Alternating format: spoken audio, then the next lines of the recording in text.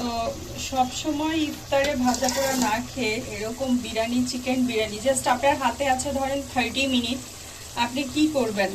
এখন শর্ট টাইমের মধ্যে ভালো কিছু খাওয়া লাগবে, সো এরকম মুরগির দিয়ে বিরিয়ানি করে রান্না করে খেতে পারেন। সো আমি যেটা করেছি, আমি একটু যদি আপনাদেরকে পোলাওটা দেখাই।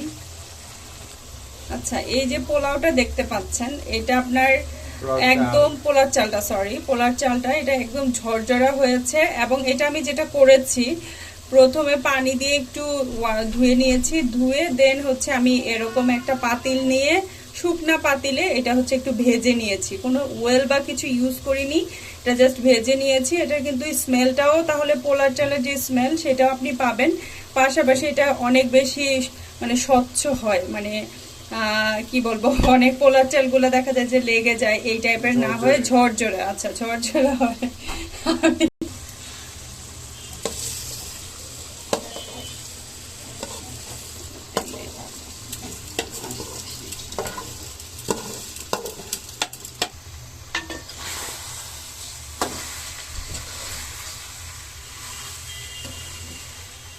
এটা চাইলে শুধু কাঁচামরিচ দিয়েও বানানো যায়, কাঁচামরিচ দিয়ে একদম হোয়াইট একদম কালার আসে, বাট হোয়াইট কালারটা আমার সবসময় ভালো লাগে না, এই জন্য আমি একটু শুকনো ঝাল মরিচও ইউজ করেছি।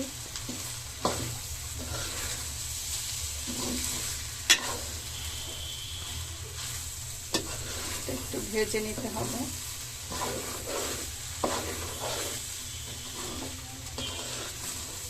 এখানে চাইলে গোটা গোটা কয়েকটা আলু দেওয়া যায়, যদি যারা আলু খেতে পছন্দ করেন।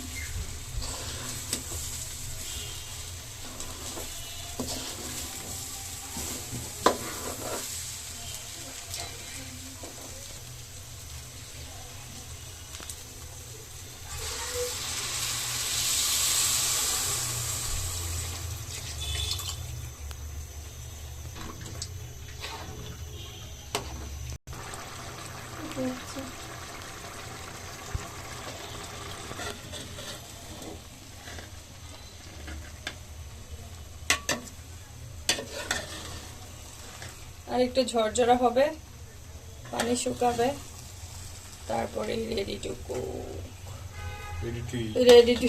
আরে কি যে করছিস আজকে, দাও।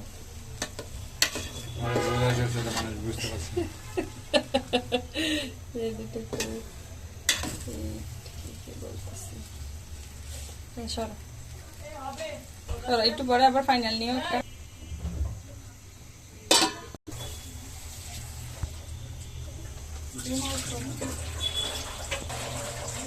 মুরগি পোলাও, কাঁচা পেঁয়াজ অনেকে পছন্দ করে খেতে, এই জন্য কাঁচা পেঁয়াজ একটু উপরে দিলাম, বেরেস্তা করেও দেওয়া যাবে,